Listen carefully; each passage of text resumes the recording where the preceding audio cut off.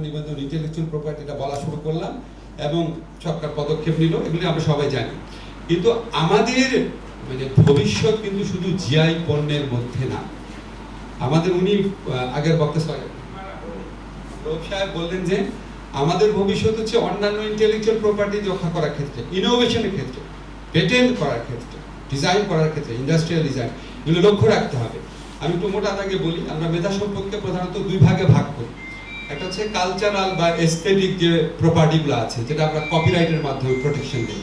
আর হচ্ছে industrial property যেগুলি আছে, সেটাকে আমরা প্রোটেকশন দিই হচ্ছে পেটেন্টের মাধ্যমে, ডিজাইনের মাধ্যমে, ট্রেডমার্কের মাধ্যমে, জিআই এর মাধ্যমে। এখন এই মেধা সম্পদগুলোর গুরুত্ব কি, এটা নিয়েই আমাদের বোঝাপড়ার ক্ষেত্রে আমার নিজেরও প্রচন্ড ঘাটতি রয়েছে।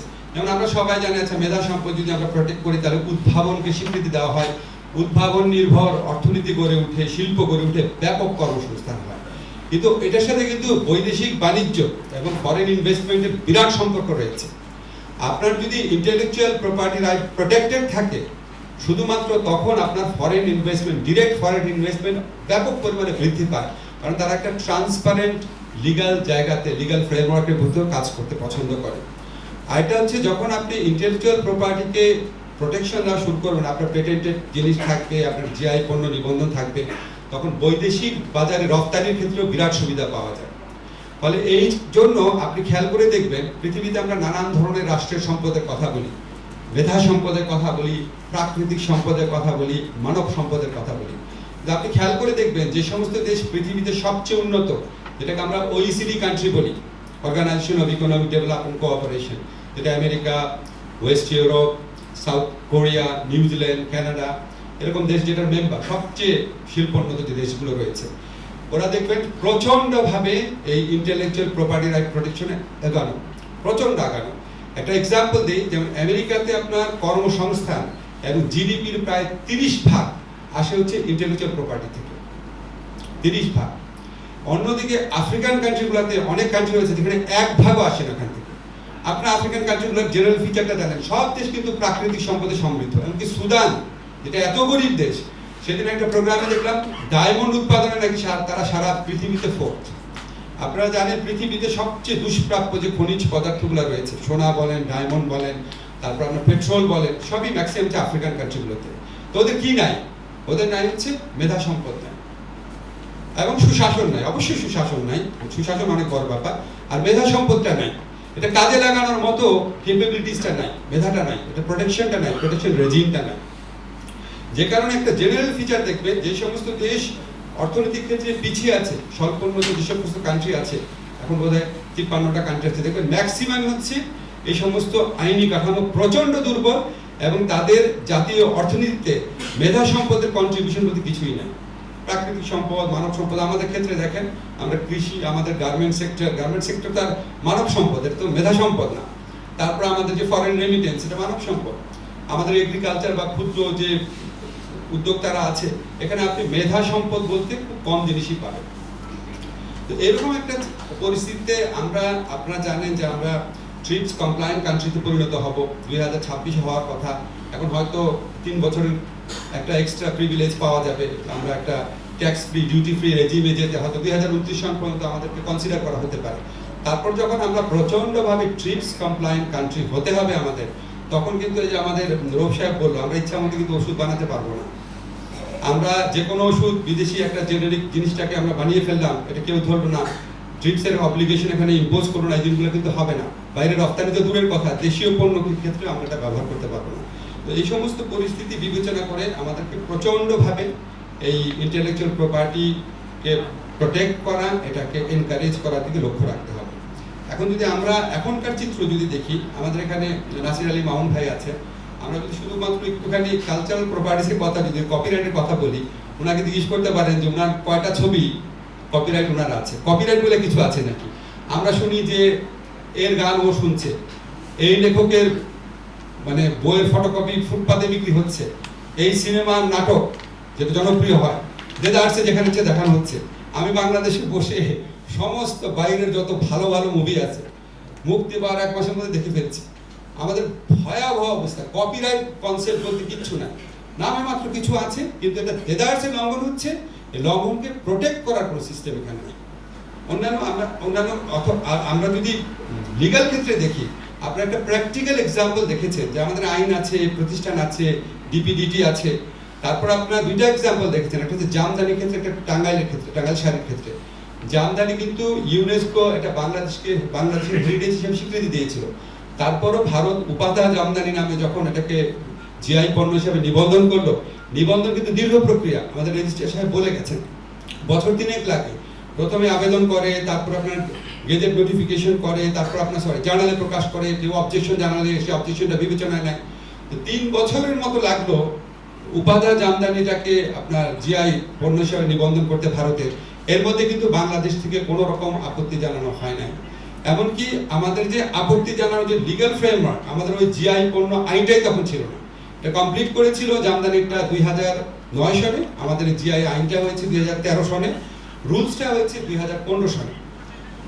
এরপরে ঘটনাটা আরো মর্মান্তিক, যখন আমাদের 2015 সনে রুলস হয়ে গেল, সম্পূর্ণভাবে ইফেক্টিভ হয়ে গেল আইনটা, তারপরে যখন টাঙ্গাইল শাড়িকে তারা জিআই পণ্য হিসাবে নিবন্ধন করতে গেল, সেটাও বছর 3 সময় লেগেছে। এই 3 বছরের মধ্যে টাঙ্গাইল বলে ভারতে তো কিছু নাই, পশ্চিমবঙ্গে কিছু নাই, এই 3 বছরের মধ্যে আমাদের সরকারি কোনো প্রতিষ্ঠান থেকে কোনো আপত্তি উত্থাপন করা হয়নি। যখন এটা নিয়ে গণমাধ্যমে এবং বিশেষ করে সামাজিক মাধ্যমে প্রচন্ড লেখালেখি শুরু হলো, তখন তড়িঘড়ি করে আপনার টাঙ্গাইল জেলা প্রশাসনের পক্ষ থেকে আবেদন করে প্রায় 2-3 দিনের মধ্যে এটাকে জিআই পণ্য হিসাবে নিবন্ধন দিয়ে দিয়েছে। এবং আপনারা শুনে অবাক হবেন, আমাদের এই 2013 সনে আইন হওয়ার পর প্রথম 10 বছরে মাত্র 10টা পণ্যের জিআই নিবন্ধন হয়েছিল। তারপরে তড়িঘড়ি করে যখন ভারত এগুলি শুরু করেছে, এটা একটা ভালো দিকও আছে, তড়িঘড়ি করে 2023 সনে প্রথম 10 বছর 10টা, 2023 সনে 11টা, আর এই বছর অলরেডি 10টা গেজেট নোটিফিকেশন হয়েছে। এখন এই যে তড়িঘড়ি করে করছে, আমরা খুব উৎসাহিত বোধ করছি যে আচ্ছা ঠিক আছে, ডিপিডিটি বা department of patent, design and trademark, copyright office এর মধ্যে খুব উদ্যোগী হয়েছে। কিন্তু আপনারা এই বিষয়ে যাদের লিগ্যাল এক্সপার্টিজ আছে, আমার নাই, যাদের এক্সপার্টিজ আছে তাদের লেখাটাকে আমি পড়ে দেখেছি, এখানেও মারাত্মক গন্ডগোল আছে। খুব তাড়াহুড়া করে করতে গিয়ে যখন আপনি জিআই পণ্য নিবন্ধন করবেন, তখন 3টা জিনিস সুনির্দিষ্টভাবে করতে হয়। কিছু পণ্য সুনির্দিষ্টকরণ করতে হয়, উৎপাদক বা সম্প্রদায়, কোন সম্প্রদায়টা করছে সেটা সুনির্দিষ্টকরণ করতে হয়, আর ভৌগোলিক অবস্থানকে সুনির্দিষ্ট করতে হয়। আমরা যে প্রক্রিয়া করছি, এখানে সম্প্রদায় বা কারা উৎপন্ন করবে বা ভৌগোলিক অবস্থানটা সুনির্দিষ্ট করা হচ্ছে না, শুধু পণ্যটা সুনির্দিষ্ট করা হচ্ছে। সবচেয়ে বড় যে প্রবলেম, আমরা কোনো ব্র্যান্ডিং করছি না। ধরেন আপনি একটা জিআই পণ্য নিবন্ধন করে ফেললেন, আমি একটা রিপোর্টে পড়লাম, প্রথম আলো রিপোর্ট ছিল, যে ওই যে আপনার আকবরিয়া হোটেল আছে না বগুড়ার দই, তারা বলছে যে আমরা বিদেশ থেকে অর্ডার পাচ্ছি, কিন্তু আমাদের এই পণ্যটা এটা এত অল্প দিন থাকে, অল্প দিনে নষ্ট হয়ে যায়। তা আমাকে যদি সাস্টেইনেবল ওয়েতে দীর্ঘদিন যাবত এটা রপ্তানি করতে হয়, দীর্ঘদিন স্টোরেজ করে রাখতে হয়, তাহলে আমাকে একটা পণ্যের মান মানে গুণগত মান উন্নয়ন করতে হবে। এই টেকনোলজি আমার কাছে নেই এবং আমি কোনো সরকারি সাহায্য পাচ্ছি না। আরো কিছু জিআই পণ্য যারা নিবন্ধন হয়েছে তারা বলছে যে আমরা পণ্য নিবন্ধন হয়েছে, কিন্তু এটা কি সুবিধা এখনো বুঝলাম না। এই ব্র্যান্ডিং এর দায়িত্বটা তো সরকারের। এই পণ্যটা এনভায়রনমেন্টালি কমপ্লায়েন্ট একটা ওয়েতে তৈরি হচ্ছে, এখানে এনভায়রনমেন্টাল আপনার ম্যানেজমেন্ট সিস্টেম আছে, এখানে শ্রমিক অধিকার লঙ্ঘিত হচ্ছে না, সঠিকভাবে উৎপন্ন হচ্ছে, এখানে ইনগ্রিডিয়েন্ট যেগুলি আছে সেগুলি কোনোটাই ক্ষতিকর না। এই সমস্ত জিনিস ব্র্যান্ডিং এর মধ্য দিয়ে করতে হবে। এখানে আইন বিশেষজ্ঞরা বলছে হলমার্ক থাকতে হবে, অনেক সাজেশন আছে, এখানে এগুলি করা হয় নাই। কাজে আমরা আইন দেখছি, প্রতিষ্ঠান দেখছি, কিন্তু প্রায়োগিক ক্ষেত্রে আমরা এখনো অনেক পিছিয়ে রয়েছি। আর পেটেন্টের ক্ষেত্রে তো ভয়াবহ অবস্থা। আমার একটা বিপুল আগ্রহ ছিল, এই যে আমাদের ফার্মাসিউটিক্যাল ইন্ডাস্ট্রি দাঁড়িয়ে আছে, এরা হচ্ছে নকল ওষুধ, এই ট্রিপসের আপনার অব্লিগেশন তাদের উপর এখনো স্ট্রিনজেন্ট অব্লিগেশন প্রয়োগ হয়নি দেখে এই ট্রিপসের যে ওয়েবারটা আছে, ওয়েবারের সুযোগে তারা বিভিন্ন পৃথিবীর দেশে বিভিন্ন ওষুধ বানাচ্ছে, যেটা ভারতীয় ওষুধের দাম হচ্ছে 500 টাকা, সেটা আমি 10 টাকা এখানে কিনতে পারছি। বিরাট ইন্ডাস্ট্রি আমি দেখছি, আমরা খুব উৎসাহিত হচ্ছি, কিন্তু ইনোভেশনের জন্য তাদের কোনো ফান্ড নাই, তাদের কোনো উদ্যোগ নাই। 2026 বা 29-এর পর এই সমস্ত সুবিধা আমি পাবো না। তখন আইদার আমাকে ট্রিপস কমপ্লায়েন্ট ওয়েতে ওষুধটা বানাতে হবে, তখন 10 টাকার ওষুধের দাম 300 টাকা হবে, অথবা আমাকে নতুন ভাবে ইনোভেট করে নতুন ওষুধ বানাতে হবে। এই ইনোভেশনের ধারে কাছে নাই। আমাদের রৌফ সাহেব বলেছে, ওনারা বলেছে যে যদি সেরকম অব্লিগেশন, ট্রিপসের অব্লিগেশন তাকে মানতে হয়, সে নকল ওষুধ বানাতে পারবে না, তাকে নিজের ওষুধ বানাতে হবে, অথবা যদি ওষুধ বানাতে হয় ওই কোম্পানির সাথে পারমিশন নিয়ে তাকে রয়্যালটি দিয়ে বানাতে হবে, ওষুধের উৎপাদন মূল্য অনেক বেড়ে যাবে, তো তখন উনি বললো যে তারা নাকি অন্য বিজনেসে সরে যাবে। আমার তো মনে হয় অন্য বিজনেসে না, অন্য দেশে চলে যাবে। এই দেশে থাকারও তাদের দরকার নেই, আর এই দেশে আর কোনো বিজনেস করারও দরকার নেই। তারা যে অকথ্য বড়লোক হয়েছে এভাবে টাকা পয়সা বানিয়ে। তো পেটেন্টের ক্ষেত্রে ভয়াবহ অবস্থা আমাদের, ভয়াবহ অবস্থা। কিছু গল্প পরে বলবো। তো এই সমস্ত জিনিস অবশ্যই আমাদেরকে অ্যাড্রেস করতে হবে। আপনারা খেয়াল করে দেখবেন আমাদের যে আইনগুলো হয়েছে, ম্যাক্সিমাম আইনের অ্যামেন্ডমেন্ট মানে ট্রিপসের সাথে সামঞ্জস্যপূর্ণভাবে অ্যামেন্ডমেন্ট অথবা আইন তৈরি করা। সবচেয়ে বড় বড় 3টা আইন হয়েছে 2023 সালে। তার আইনটা হয়েছে অথবা সংশোধন হয়েছে। আমি একটু নামগুলো বলে দিই। যেমন আপনার পেটেন্ট আইন যেটা, কপিরাইট আইন যেটা, ইন্ডাস্ট্রিয়াল ডিজাইন আইনটা শুধু নতুন হয়েছে 2023 সালে। আর পেটেন্ট আইন, কপিরাইট আইন তারা নিজেরাই বলেছে সংশোধন করেছে। সংশোধন করা অন্যায় না, কিন্তু আপনি খেয়াল করে দেখেন আমরা ট্রিপসের স্টেট পার্টি হচ্ছে 1995-এ, আর আমরা সংশোধন করে এখনো কিন্তু আইনগুলো নিয়ে সমালোচনা আছে।